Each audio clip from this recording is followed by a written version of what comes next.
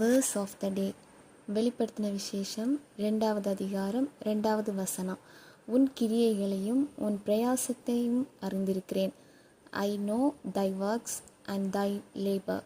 பிரியமானவர்களே, இந்த வசனம் இயேசு எபேசு சபையின் கடின உழைப்பையும் விசுவாசத்திற்காக அவர்கள் மேற்கொண்ட பெரும் முயற்சிகளையும் அங்கீகரித்து பாராட்டுகிறார்.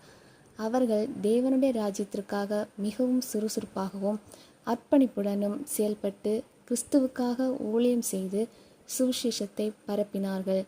இயேசு அவர்கள் இந்த செயல்கள் அனைத்தையும் உன்னிப்பாக கவனித்து அறிந்திருக்கிறார் என்பதை இது காட்டுகிறது. நம்முடைய ஒவ்வொரு செயலையும் விசுவாசத்தின் அடிப்படையில் வரும் கடின உழைப்பு, சகிப்புத்தன்மை மற்றும் தீமையை எதிர்த்து நிற்கும் தைரியம் ஆகியவற்றை இயேசு கிறிஸ்து அங்கீகரித்து பாராட்டுகிறார். எதை செய்தாலும் அதை மனுஷர்களுக்கென்று செய்யாமல் கர்த்தருக்கென்றே மனப்பூர்வமாய் செய்யுங்கள்.